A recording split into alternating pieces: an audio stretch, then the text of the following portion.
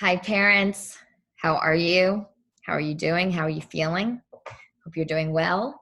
I'm sorry I wasn't with you yesterday. I think I had like a bad bout of allergies. Feeling much better today. Um, this week is all about reading. Every week that I'll start reading, I'm going to do a read aloud. Um, I will do this. So we have stories that we can refer to as I'm teaching.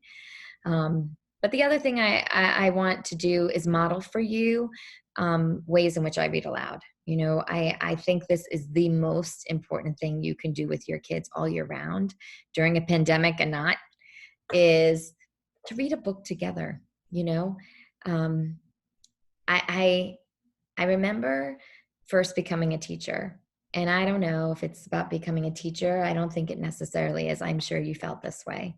But when I was able, sort of privileged, to read a book aloud to kids, I felt like it was such a privilege. I will never forget the first time I read aloud Jane Yolen's book, Owl Moon, one of the most beautiful picture books in the world. And with this like incredible story, is the language that Jane Yule uses as she tells this beautiful story of this little girl and how she goes owling with her dad, right?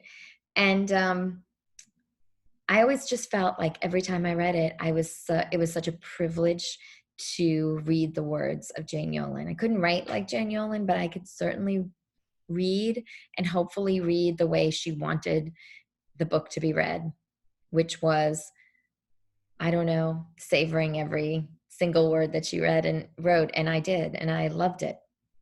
And I think that's really powerful. Like, your modeling of reading aloud will help kids know what a gift it is to have a story, to be moved by a story, to have the privilege of reading. We know, how it is important it is to be able to read and function in the world. But we also want to let kids know, like, books change us, and it really is. It shouldn't feel like a chore. It should feel like a privilege. It should feel like a gift. And so I think the more that you can model that, read books that you love, read it in a way that it feels like it's a privilege to you to read this, and then talk with your kids about these books. I'm sharing with them this one of my favorite books, of collection of short stories called Every Living Thing by Cynthia Rylant. And I'll share with you what I shared with your kids, is that I think every day that I'm alive, I've become more appreciative of animals. And I certainly wasn't appreciative of them, although I did love them and have certain animals I liked better than others when I was little. But I just have become more aware of animals and my feelings towards them. So this book is very precious to me. I read To Them Bore Out There, but there's many short stories inside of this book. A great book to have and read aloud. And every single story has something to talk about. And so I would say to them, like, some tips to think a little bit as you're reading aloud is that, don't be afraid to stop often. I think so much is lost when you wait till the end of the book to have conversations. It doesn't have to be a lot of conversation. You can see in my model that it's really quick, a little bit of my thinking, and then get back into the book.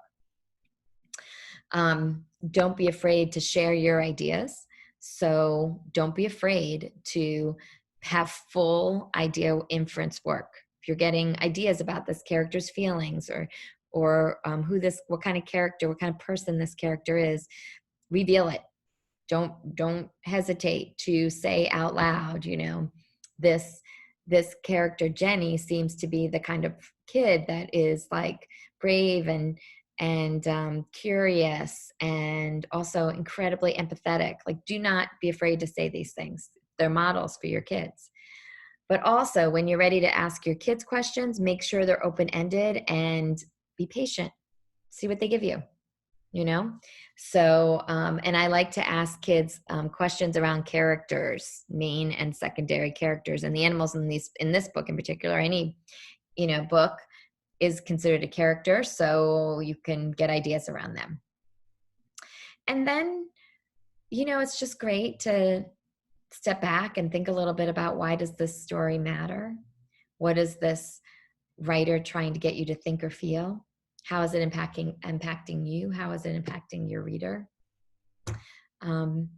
Yeah, that's just a great thing to not just, and especially with short stories, if you're reading a picture book or a short story, which are fabulous to read aloud to kids forever.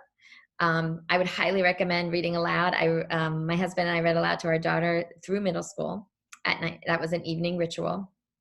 It's a shared experience that you have, this shared text, this shared moment, these shared conversations. They're lasting.